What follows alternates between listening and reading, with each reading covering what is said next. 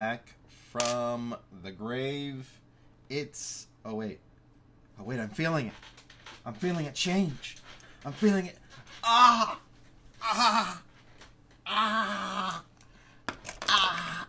Ah! Ah! Oh! Oh! No! No! No! No! No! No! No! No!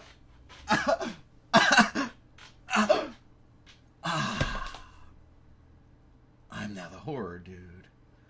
Yeah. Are you okay?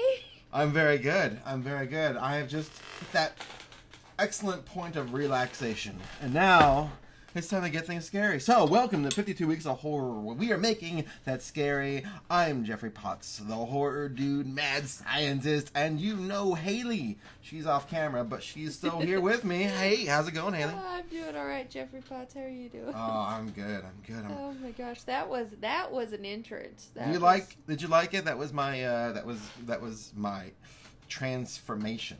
That was something I have never seen anything like it. That is Really? what I will say. Well, you know, everyone gets to see something new. I like to bring it fresh, keep it real, and let's do this. First of all, actually, I need to do some housekeeping. Some housekeeping, real quick. This is Thursday. This is not a normal night for streaming the podcast, the show, the our Wednesday show. Normally it is Wednesday, so I do apologize about that. It was one of those things where I thought I was done with work.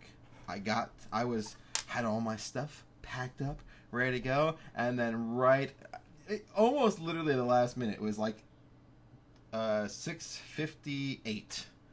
I get a request for an output, and I was like, ah. And they were like, "Hey, bro, can you do this output?" I was like, hey, it's 7 o'clock. Huh. I can't say no, so I said yes. So What are you gonna go and say? Yeah. Yeah, no. I was like, yeah, Yes. no. Or I could go, ooh, yeah, I guess I'll do that. That's pretty much how that would have likely went down. But yes, here we are. It's now Thursday because unfortunately by the time I got out of work, it was too late, and I figured everyone would have got shortened time, and so I figured, you know what, let's just push it back a day, and then I can really be, actually, Sorry. it's Sorry all right. about that. I'd be prepared. So yeah, that's that announcement. Haley, do you have anything announcements? Anything to say? Anything new in my life? Anything new in your life that you want to just get off your chest? Be like, yo, what's going on? Well, I made some biscuits at one point today and decided that it would be a great idea to set the hot pan right on my arm. Ooh. So, no, that is not a good idea. It's not. It did not feel great. Can't imagine. I had to wrap a bandage completely around my arm just so I wouldn't bump it because it's in the inconvenient place of, because burns can have convenient places, I guess.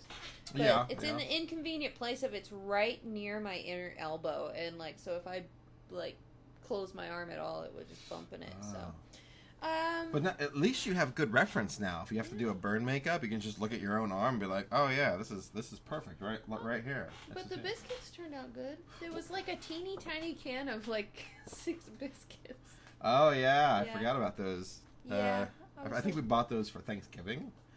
Are they still good? Yeah, they're still good. We could watch a different kind of horror show tonight.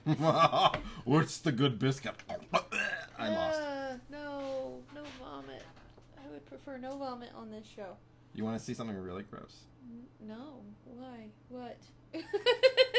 So okay, well, hang on. You finish your thing, and then I'll end this with how to fake being sick. Oh, okay. Well, oh God, you're gonna do that sound. Yeah, no, the biscuits turned out good, and yeah. I don't Good. know. I've had a headache on and off for 3 days, and today was just the worst. But I'm feeling a little bit better. Well, that's good. That's good. I'm glad to hear that. I think it's leftover sinus infection, honestly. Fun. But the sunlight is like was killing me this morning. Sounds like you were drinking a little too heavy. Dude, I don't drink that much anymore. I know. This is why it was funny. Oh yes. So, but the biscuits are not, you didn't burn them. Those are really easy to burn. The biscuits were really good, and we should probably film that or edit that. I'm working on it. It's been slow, I admit, but I've been working on it. All right, we don't have to be back until mid-February, so. Right, I have time to edit. Oh, I have some other news. Oh yeah, what's that? We got invited to be one of the hosts on the Oscars this year. That's right. You told me that yesterday. That's exciting. I'm very addicts. Yeah, the horror addicts have invited us to be introduce a category on the Oscars, which we did it last year, which was so much fun. I cannot wait to do it again. Yep. So tune in for that, and you'll see other horror channels, not just ours, but the horror addicts and all sorts of. As far as I'm not sure what the lineup is aside from us. I know there's quite a few awesome people. I'm not sure if I was actually supposed to say anything, but I was never told not to, so therefore. There you go. Well, I mean, I think we can say it's coming up. What's up, Cannibal? What's going on? Hey, Cannibal. So, I mean, I don't think it's a huge secret. It's not like, someone saying, Gory's already started, asking what people's favorite things were of this year. So, nice. Cannibal also, I finally gotten those free games on that you have posted in the Discord. So thank you. Yeah, thank you so much for that. Out. What's that? He pointed them out. And That's was cool. Like, here's a free game. Download That's cool. Yeah, I'll have to try some more. I mean, I still got to finish South Park, but yeah, I definitely want to actually do a horror game again. South Park I beat fairly quickly, but I think it was because I was playing it at 4 hours at a time. Yeah. And we have cut down on that a little bit. Yeah. One of these days we'll have to just do a mass play of something. That would probably be the best thing. That would probably free. That's the best price. I've always said free. Can't beat it price wise. It's cuter if it's free. It's true. It tastes better when it's free. I mean, I can't tell you how often things are just better when they're free. There's so many things that are not better because they're free too. But this is that's not the true. show for that. Yeah, I mean, but we can. That's a whole world of just we don't want to go down because it's not scary. It's gross. Yeah. Gross. Which maybe that's scary. Can you be afraid of being grossed out? Maybe that's a horror. Afraid of being grossed out? Yeah. I would think so. Yeah, you don't want to be grossed out so much that you're just.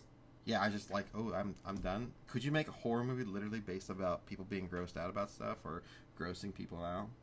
Like the grossest horror movie? What would you make? You know what? The grossest horror movie You know out what? of? Who makes really gross horror movies? Eli Roth. But you know what else Eli Roth has made? That is a good transition. Dang. I'll applause on that.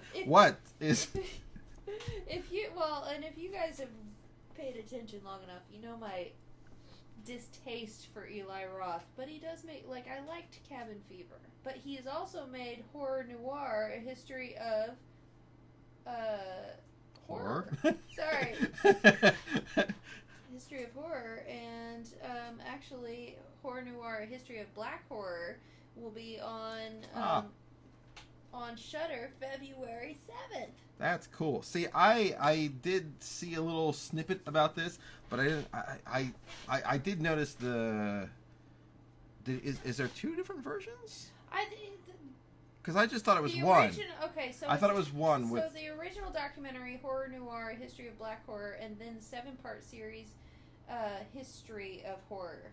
Oh, okay. What's going on? There's a bunch of it going on there. Okay. I have yet to see it because I don't have television, but I'm excited to actually see this horror, history of film in general, or anything I'm in love with. Oh, yeah. I mean, I could watch those old history of film documentaries just to watch the clips that have, they're like, for Eisenstein, the battleship Potemkin. Thank you. Potemkin? all the film, the German expressionism type of films, all of that stuff. I just love to watch it and just see the evolution in between when people had money versus when they went to war, and when after the war, and how like the social dynamics changed in the middle as before and after like catastrophic events in film, in history, right, that were reflected in film. And it's just fascinating to watch. I've already seen History, all of it. Have you seen all of History? Oh no, I think he's talking about the Eli Roth one, but that one was on, I think it was on AMC, and I've been told I need to watch it. I would like it, so I really would like to watch it. But yeah, History. That's a long series though. 7 parts. Yeah. Sorry. Horror History. Not horror history in general, but film history. I took a class on that in college, and then I took an aesthetic class right after it. So each class was 4 hours, and I just watched history stuff all day of horror, and I loved it so much. Horror. We watched horror, film, all of it. Yes, all of it. Yeah. The best day was Sound Day, when we watched parts of Jaws. Actually, we didn't watch any of Jaws. We listened to the sound of Jaws. We played Jaws and didn't have the picture on it. It was so cool.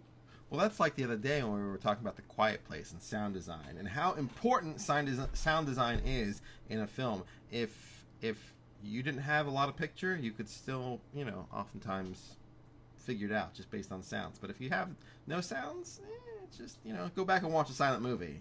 Right. I mean, there's a reason why sound caught on. We watched the other day, we watched somebody, or where you take Dark Side of the Moon and put it to Wizard of Oz, and I had told you about. Yes. I was like, this film is so interesting. You pay attention to so many things, not listening to the dialogue in that film. It is interesting to do that.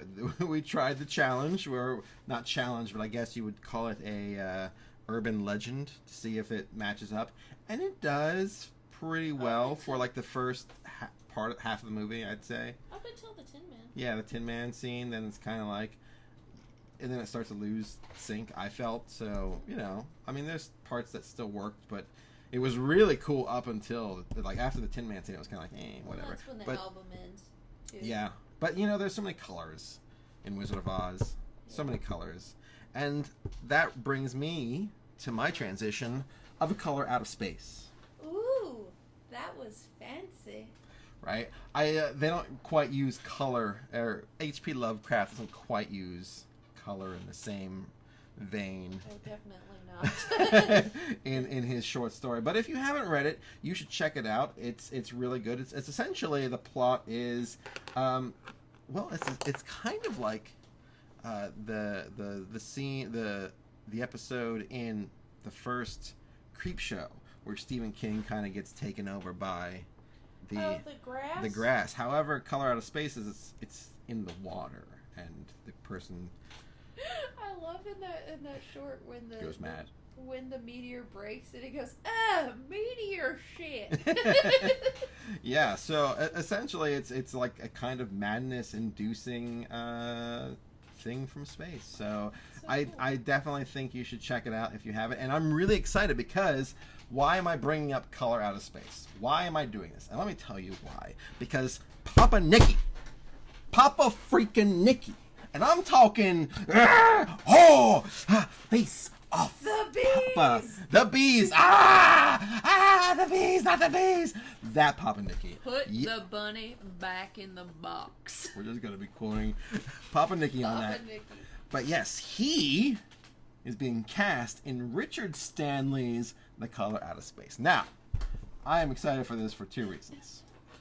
I wrote an article about this like a couple of years ago, and I actually was thinking about it the other day. I was like, whatever happened to that Richard Stanley version of Color Out of Space? It was like the heavens of horror opened up and dropped down upon me a just piece of knowledge, a bloodbath of information, and I just drank it all up. And I said to myself, I want to watch this movie even more now because yes, Pappa Nicci is now being cast in Richard Stanley's Color Out of Space, and if you haven't seen any of Richard Stanley's work, it's interesting. It's interesting.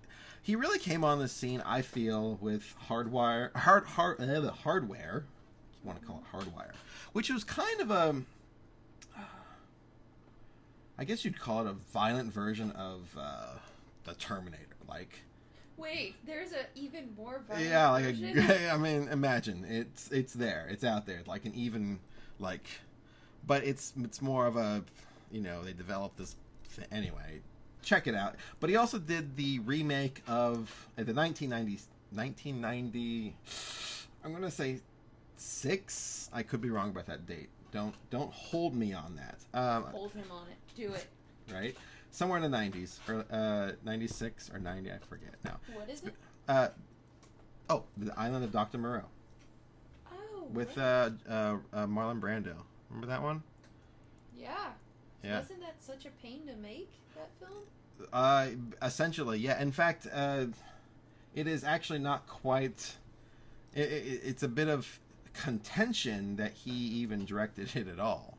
So he was fired from it. Yeah, wasn't people, a lot of people were fired from that? Yeah, he was actually one of the he was originally the director who was fired from it. He, and they eventually brought someone in to finish it, and essentially the movie was panned. But a lot of the design and all that stuff was his. Didn't we watch things on that in the millies? Yes, well, it was the movie, the documentary that you're talking about is, I think, Lost Souls.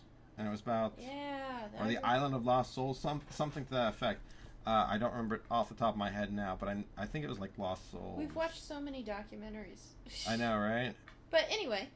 But it was the reason I can't remember it exactly is because I believe it was called Lost Souls because it was based on because they were taking from the idea of the movie The Island of Lost Souls that was a version of The Island of Dr. Moreau that was ultimately what they're making. So anyway, Richard Stanley is doing The Color Out of Space, so this ought to be super interesting, especially with Pappa Nicci signed on. I mean, you call him Pappa Nicci.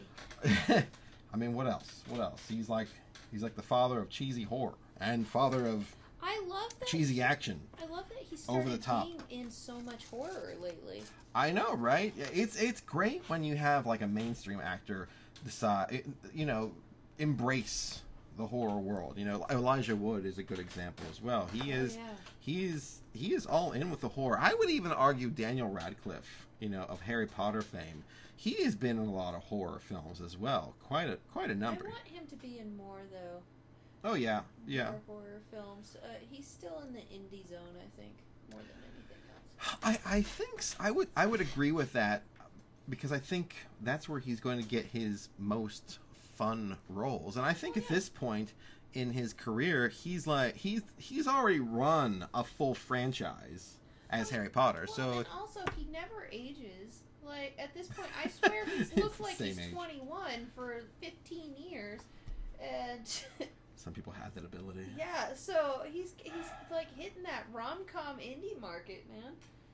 True. Which is not a bad thing. It's not a bad thing. I mean, again, I think he's just having fun now with his career because he made all his Harry Potter money. He's not gonna go broke. He's not gonna go broke. A lot of actors, they'll their passion is like stage work.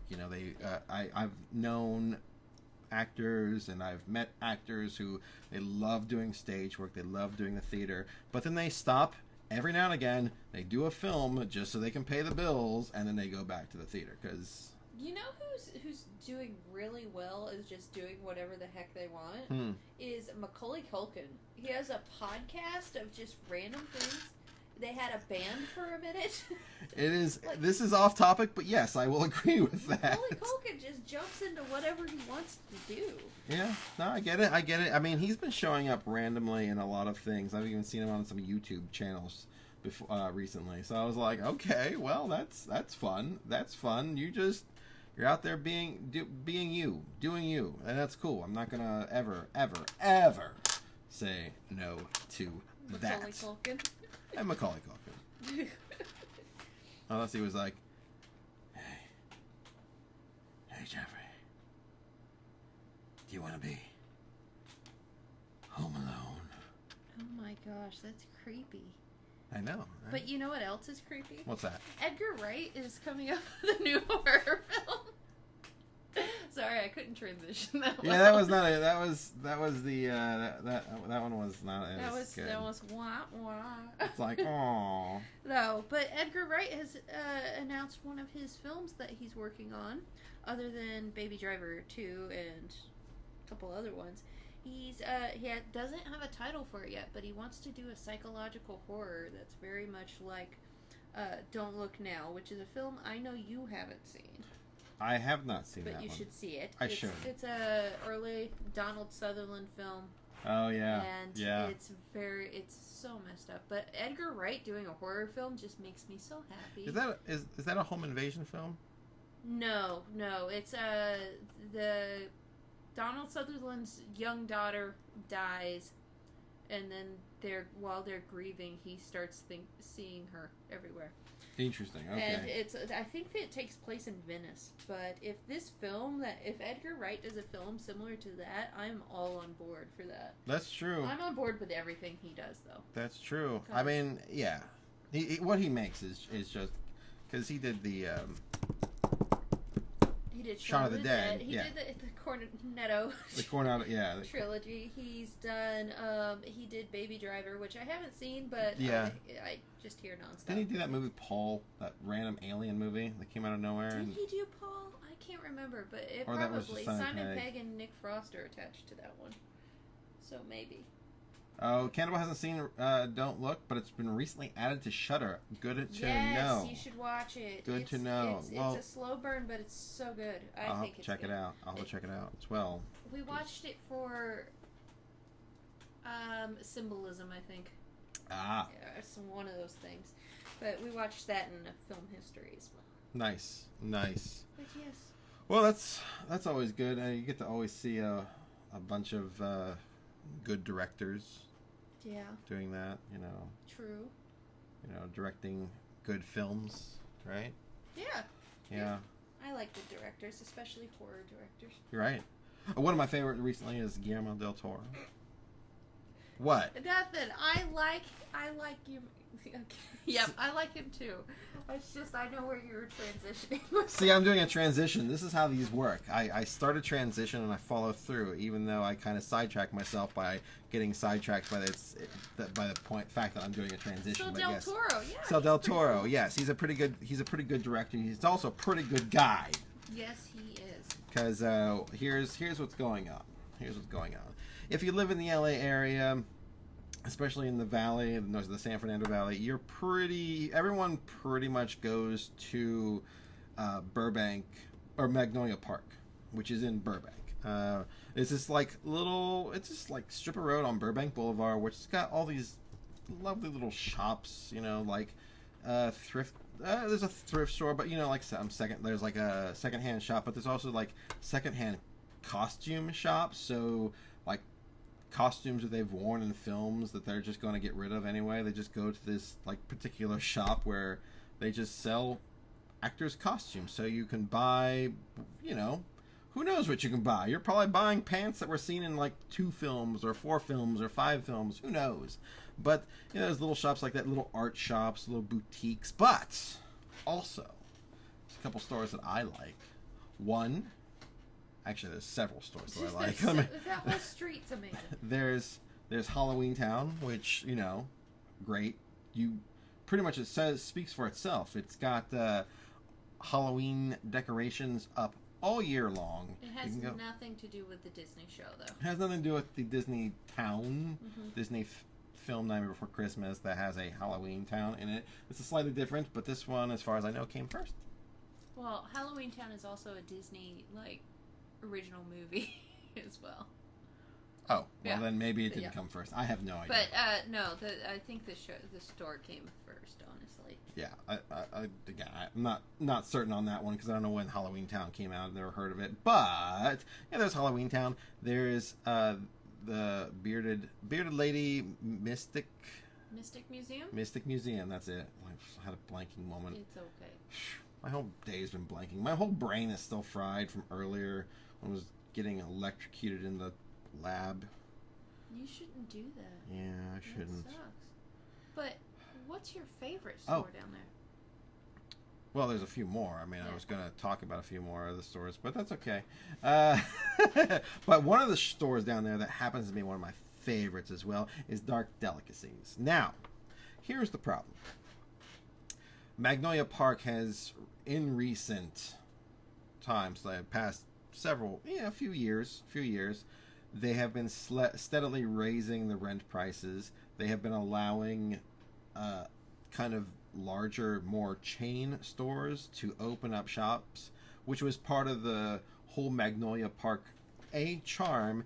And from basically what I've read by the store and been told by store owners down there, that was kind of part of the deal, that the landlords weren't going to invite big chain stores in, and also it was not at that point a huge part of town, or at least not a high traffic part of town, so the rents were always kept low. Well, the shops come in, more people come in, more customers for these shops. The landlords see this and they're like, ooh, maybe we can make some more money, so they keep upping their prices, which is essentially driving out the same stores that made Magnolia Park amazing, and what makes it amazing. And unfortunately, our horror stores are feeling the pain, and Dark Delicacies is one of them. They have been trying over the years to stay in business there. They had met some rough times, rough patches, but they've been able to hold on. But now the rents are a bit too high, and they are going to move. Now, it's not a lot of money. It's a lot of money to move a store, right? So they started a Kickstarter page, and great directors like Guillermo del Toro, James Wan, and some others have already donated to the cause. So I think that's the horror community coming together. Yeah. Doing some good. You want to hear some awesome news about this whole GoFundMe campaign? What's that? So when I checked GoFundMe about 2 hours ago, they were at $28,000 for their $30,000 goal. Yeah. And now they're at $29,274. Wow. And they have 6 days left to reach their goal. And this is all because of I'm sure because the whole horror community coming together, but also Del Toro helped a little bit too. Yeah, and that's been trending in the news. That's been trending in the news, and like I said, James Wan apparently contributed $3,000 to the cause. So yeah, so I mean, the horror. This is what's great about the horror community is we all come together, times of need, times of crisis, and we scare up the help. Yeah. And that's great. That's one of those things that you don't always get to tell stories about. It's sad. It's sad but true. It's usually bad news these days.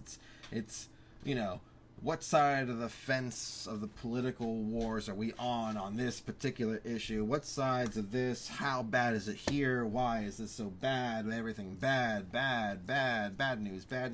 And here we go. We got some good news. And I think that's amazing. And that's where that's And Dell's amazing. Sue Howison. I've never actually met Sue, but Dell I met working when we did Death House together. That's right. He's one of the extras in that. And you can see him in the film, I believe. Yeah. I believe so for a split second. But he also they do weekly signings at Dark Delicacies, and people just go out there to hang out. Everybody knows about Dark Delicacies. Whether you've gone in or not, someone knows about it, and I really hope they get a nice place. It's just sad that the whole area is now becoming so expensive that these shops have to move out of. Which was the whole point of the rents being low there and everything else, is that we have these interesting shops that don't have to have a huge overhead, that have niche markets that can attract different customers than you'd get from malls, and that kind of originality, that kind of that fresh air when it comes to something interesting to look at when you're shopping, as opposed to the same fast-paced made stuff. I mean, it's just sad that when people are attracted to that the stores and the landlords have to raise their prices just to stay afloat. Well, the stores have to raise their prices to stay afloat, but they, you don't want to raise too much because no one's going to shop there. And, the landlords keep raising prices because they see all these customers. So, but they're driving out the stores that gave them the customers to begin with. So, No, Jeff's not in that movie. Del from Dark Delicacies is in that movie. Oh, yeah, I'm not in that film. I'm not in that film. Though you can see me in other films, like The Prestige. I'm in that film. Yeah, look for Jeff in The Prestige. Yeah, I was young and I had no beard, and I'm standing right behind Christian Bale in the courtroom. Just so you know, that's me. That's me being all me, bailiffy. You can basically see my chin in the very opening of the film, but later on when he's getting sentenced, spoiler a little bit, sorry. Then you see me in my full glory. But yeah, you can find me in The Prestige. You can find me in other things as well, but I won't bore you with those details. Let's see. What else? Huh. I feel like there was something else. Challenge accepted. There you go. Nice. He's gonna start asking for a list of films you've been in that you can actually see you. Let's see that. Oh, there was Room 666. That one was fun. That was my first horror gig. And I'll be honest with you, it was freaking amazing. It was probably one of the best days I had. And, okay, so The Prestige was a great day. That I didn't even know was going to happen. But Room 666 was also a great day. That was so much fun. I'm sure the other actors who were in like the heavy burn makeup weren't having nearly as much fun, but I was having fun, and it was great. I don't think I've seen you in that film. You have. I've shown you that scene. Have I? Okay. Yeah, because it's got the girl that you're like, oh, that's so-and-so's. That's so-and-so, and she's married to so-and-so. You had her entire biography in your... okay. You'll IMDb me. You won't find my extra work in that. So so here's a little bit of Hollywood politics and hierarchy for you. Most extras, A, don't get credited, and then B, if you're an extra, you don't really want to be credited because you don't want to be seen as an extra, only an extra. So there's this kind of like weird thing where everyone needs extras. A lot of people start off doing extra work, but no one wants to admit it. And no one wants to give you the credit because you are essentially human cattle. Yup.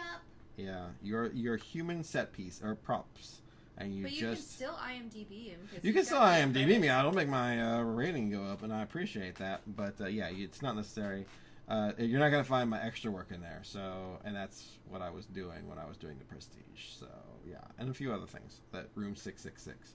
I was doing extra work at the time. Which, it's an easy way to make some money, though it is not a lot of money. And you'll slowly go broke doing it. Slowly. Unless you're, like, one of those special, like, specific extras that people get. Well, I mean, there are higher versions of extras. There's the featured extra, and then you have like stand-ins who really just do exactly that. They stand in on the marks for the actual actors, so that the camera crew can find focus, pull, basically figure out what their shot's gonna be, instead of bothering the actor who's probably off stage reading their lines or gallivanting or making deals for the next feature or film or whatever. You have the stand-in standing there. I watched a documentary actually on extras. Did you really? Yeah, and most of them actually end up working on Hollywood Boulevard, but doesn't surprise me. But yeah, and then there's another documentary on those people as well. Yeah. But yeah, no, it's a fun, interesting world. It is. It is. Oh man. Well, you know what? I think I'm gonna. It's a bit early, I know, but I think we're gonna call it a night. That's all the stories I have. Haley, do you have anything else? That's actually all I have. Yeah, I actually did research this week. Yeah, and then you came up with the same story, so yeah, then I found more stories. That's the problem. Sometimes the horror news is a bit slow, and although we do have this, it's that time of year. It's that time of year where you wonder about people because you're like, why Valentine's Day? Why can't we just have Halloween 2 or Halloween 1? We have both of those. They're films, and Valentine's Day is the perfect time to watch Texas Chainsaw Massacre. So I don't know what you're talking about. Every day is a horror day for me. All 52 weeks of the year. I know. I understand that, and I understand that that's what we do. I'm sorry to interrupt you here, Haley, but I have to. I understand that, but I have to correct the record here. What? I understand that. That's what we do. That's what everyone who's watching does. But it's not what the general public does, and that's where they're wrong. And you know what? If they're wrong, this is how you be right. You go to 52weeksofhorror.com. We're also on Instagram, Facebook, Twitter, Twitch, Pinterest, everywhere else. It's 52 Weeks of Horror. My Bloody Valentine. Look, I get it. There's some horror Valentine's Day films and, things you could arguably call Valentine's Day films. But most people don't watch those. That's what I'm saying. That's why I'm saying they're wrong. We need more people to watch those My Bloody Valentine or the Texas Chainsaw Massacre, and we just call it Halloween 2 with heart. With heart. I love it. You know what else I would like? If you're watching this and you really like us, or you kind of sort of like us, hit that follow button, and if you really like us, hit that subscribe button. Loving it. Yeah. Or a thumbs up if this is on YouTube. I don't even know. If you're watching this on YouTube, thumbs it up, like it, subscribe. We love you for it. Tell your friends. Tell your friends. Tell your family. Family? Your family. Your family. Tell your family. Those are your friends' family. Like your friends that are your family. Yeah, your family. Your family. You invented a word. I did. You're part of my family. Don't mean to get you off track. No worries. No, it's all good. I've been trying to be good about staying on track. I think a couple episodes ago, man, I was sidetracked city. That's what you call me that day, because I was sidetracked all over the place. So I've been trying to be really good about staying on track. Unfortunately, that makes my podcasts a little shorter. It's all right, but Yeah. It happens. We'll find that happy medium soon. Anyway, I hope you all have a great night. Do not forget to keep making that scary, and we'll talk to you Friday for Scaremaker Family Game Night. If you're seeing this somewhere else, come to Twitch for Scaremaker Family Game Night. If you're here already on Twitch and you're watching, check us out. Friday night, boom, be there. Until then, don't forget